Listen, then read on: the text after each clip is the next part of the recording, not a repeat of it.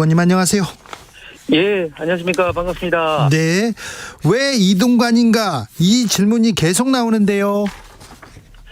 네, 아무래도 잘 아시는 것처럼 지금 4차 산업혁명 시대 방송통신 기술이 발전을 엄청나게 많이 해서 예. 과거에 완전히 분리됐다고 생각하는 방송과 통신이 이제 융합해서 통합 미디어의 어떤 생태계를 좀 논의해야 될 시기이기도 하고, 네. 또 지금 공영방송에서는 지금 방망경이라든지 또 불공정 방송이라든지 이런 어떤 측면에서 좀 개혁을 해야 된다는 이런 어떤 이야기가 좀 많습니다. 그러다 네. 보니 자연스럽게 이 부분에 좀 주관과 소신도 있으면서도 경험이 좀 많은 그런 어떤 인사가 좀 필요한데, 이런 측면에서 좀 이동관 특보가 대통령실에서 좀 높은 점수를 받지 않았나 생각합니다. 알겠습니다. 과거에 미디어 생태계를 복원하고 공영방송 개혁을 위해서 이동관 택했다 이렇게 얘기했는데요.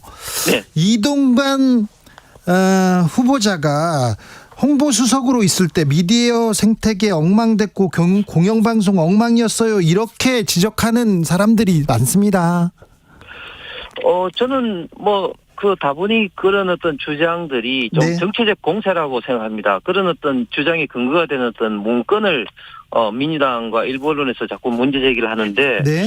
그런 어떤 문건에 대해서는 지금 이동관 특보가 이제 본인하고는 모르는 사항이라고 이제 부인하고 있을 뿐만 아니라, 그런 문건이 힘을 받기 위해서는 사실은 그런 문건대로 실행이 됐는지 우리가 한번 따져봐야 되거든요. 그런데 저희가 알기로는 그 문건과 실제 실행된 것은 사실상 아무것도 없다. 예를 들면 성주 사드의 이제 그런 어떤 사안불 일환이라든지 그런 것들이 과거에 논의됐던 것들이 이제 청와대 문재인 정부 시절부터 있던 그런 문건이 지금 발견됐는데, 그런 어떤 문건대로 실행됐다는 게 지금 현재 증명되고 있죠. 예를 들면 그런 식으로 어떤 문건과 이후에 어떤 무엇이 실행이 되는지를 봤을 때는, 네. 저는 그런 어떤 부분이 실행이 없는 어떤 정치적인 또 공세적인 부분이 많다고 생각합니다. 문건은 있으나 실행되지 않았다. 네. 네. 근데 그 문건도 부적절하지 않습니까? 그러니까 그런 문건도 사실은 부적절하죠. 그런데 이제 문제는 뭐냐면은 그 문건에 대해서 네. 이동관 특보는 본인하고는 관계는 없다고 이제 부정을 하고 있죠. 이건 청문회에서 가려질 거지만 본인은 그 관계 없다고 얘기하고 있습니다. 그렇습니다. 네. 그렇습니다. 이제 그런 문제에 대해서는 청문회에서 예. 충분히 저는 가려질 거라고 생각합니다. 네. 오늘 출근하면서요. 청문회 준비하면서 출근하면서 공산당의 신문 방송 언론 얘기했습니다. 이 발언은 네. 어떻게 보셨어요?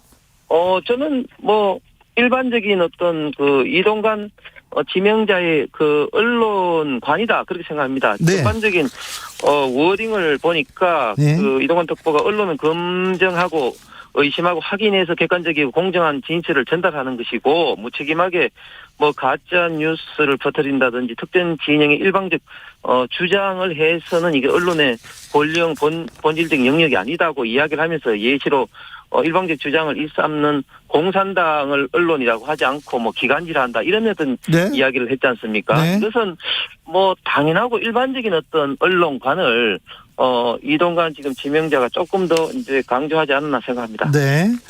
언론은 장악될 수도 없고 장악해서도 안 된다 이런 얘기도 했어요. 네, 그렇습니다. 네. 이동관의 언론관을 잘 보여준다 이렇게 들으셨군요. 네, 그렇습니다. 그리고 한 가지 분명히 말씀드리고 싶은 것은 저희가 야당 시절일 때 민주당에서 주장했던 언론중재법 잘 네. 알고 계실 겁니다. 저희들은 그때 당시 언론중재법에 대해서 강력하게 반대했기 반대했죠. 때문에 네. 예 그런 어떤 측면에서 있던 연장선상에서 이동관 특보도 좀 언론관을 이야기하지 않았나 생각을 합니다. 그렇습니까? 근데 이동관 후보자가 홍보수석으로 있었을 때, 그리고 이명박 정부 때 언론관 그때 언론이 황폐화됐다 이런 얘기는 계속 되는데 의원님은 어떻게 보십니까? 글쎄요, 그거는 보는 어떤 시각에 따라서 그렇게 이야기를 하는 분들도 있지만, 다시 말씀드리면 과연 네. 그때 어떤 일들이 일어났는지, 문재인 민주당 정부 시절 그때 정말 KBS의 고대행 사장을 강제 내쫓는다든지 MBC의 김장겸 사장을 강제 내쫓는다든지, 또한 그 특정 진영에 있는 어떤 패널들을 또 강제적으로 내쫓는다든지, 종편 재승인을 하면서, 심사를 하면서 TV조선같이 마음에 들지 않는 방송을 퇴출하려고 시도했다든지, 과연 그런 어떤 시도가 그때 당시에는 저는 없었다고 생각을 합니다. 퇴출 시도가 TV조선을 퇴출하려고 시도했다. 이거는 좀 사실관계를 따져봐야 될 문제 같고요.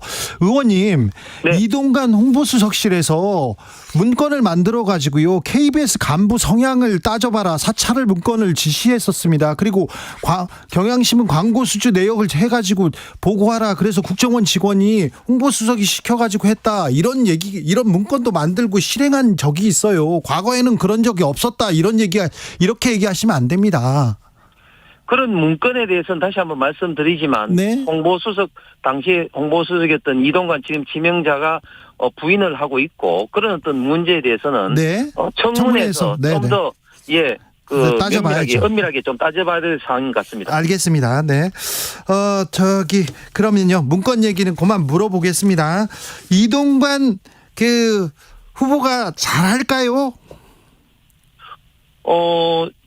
저는 잘한다고 좀 기대를 하고 있습니다. 그리고 잘 해야 됩니다. 네, 이동관, 그래야죠. 예, 지명자가 지금 잘 해야지 이렇게 급변하는 좀 방송 미디어 생태계에서 우리 대한민국의 어떤 방송, 통신, 언론이 좀 바로 설 수 있는 중요한 어떤 시기이기 때문에 잘 해야 된다고 봅니다. 네. 그런데 이동관 홍보수석이 청와대에서 수석을 그만둔 이후에 두 번, 세 번 이렇게 총선에 도전했는데, 네. 당에서 공천을 받지 못했어요. 네. 네. 종로에서도 그렇고 서초에서도 그렇고 공천을 받지 못했어요. 그런데 그때 언론 잘못했다, 능력이 없었다, 이런 게 평가된 거 아닙니까? 글쎄요, 그 공천 문제와 본인이 갖고 있는 이런 어떤 이런 역량의 어떤 문제, 특히 예. 이런 어떤 방송통신위원장으로서 네. 잘할 수 있을지 없을지 그런 문제하고는 저는 네. 좀 연관관계가 좀 상대적으로 좀 적거나 없다고 생각합니다. 알겠습니다. 네. 학폭 문제에 대해서는 어떻게 지금 얘기하시겠습니까? 학폭의 가해자다. 머리를 300번 책상에 찍었고 침대에 눕혀서 머리를 밟았다. 이런 학폭 주장은 이동관 수석이 현직에 있을 때도 있었어요. 네. 그런데요. 그 문제에 대해서 사실은 이제 이 문제가 터져 나왔을 때는 가장 염려했던 부분이죠. 특히 학폭이 지금 굉장히 국민들에게 좀 민감한 이슈하고 바로 예. 직전에 또 정순신 본부장이 또 인사청문회 직전에 그 때문에 또 사퇴를 하고 했으니까요. 그런데 예. 알고 보면 볼수록 이게 일반적 학폭이 아니다. 즉 잘 아시는 것처럼 학폭은 네. 일반 어떤 가해에 의해서 정신적 물리적인 어떤 충격에 의해서 피해자가 평생에 어떤 많은 어떤 충격을 안고 살아가는데, 그렇죠. 예, 당시에 알고 보니까 이제 이 피해자라고 했던 학생들이 그때 당시 싸우고 난 다음에 화해를 했고, 네. 그리고 담임 선생님과 더불어서 이동관 특보 지명자의 아들이 강제 전학 가는 것을 당시에도 반대했다. 그리고 그런 것들이 최근에도 언론에 나와서 그런 인터뷰도 했지 않습니까? 그런 측면에서 봤을 때는 이거는 일반적인 학폭이 아닌 정말 성장기에 그냥 좀 싸움이었다. 이런 어떤 지금 생각이 좀 들면서 많은 어떤 부분에서 그런 이야기를 좀 하고 있고, 특히 또 방금 말씀하신 어른 진술 부분 네네. 300대를 때렸다든 이런 부분에 대해서는 당사자의 서명이 없습니다. 그렇기 때문에 이 진술서가 맞느냐 안 맞느냐, 그리고 이 진술서가 원본도 아니고 사본이 담임 선생님이라든지 또 상담 선생님도 아니고 2015년에 제3자 선생님에서 나왔기 때문에 진술서도 신뢰성이 없다고 지금 이동관 특보가 지금 주장을 하고 있죠. 그래서 이 문제는 네. 저는 의심스러운 사항은 저는 청문회에서 좀 더 면밀하게 따져봐야 되겠지만, 그러나 네. 일반적인 학폭은 아니다, 그런 생각이 듭니다. 일반적인 학폭은 아니다. 청문회에서 더 따져봐야 되겠다. 학폭위가 열리지 않은 것도 청문회에서 따져보면 되겠죠? 네. 알겠습니다.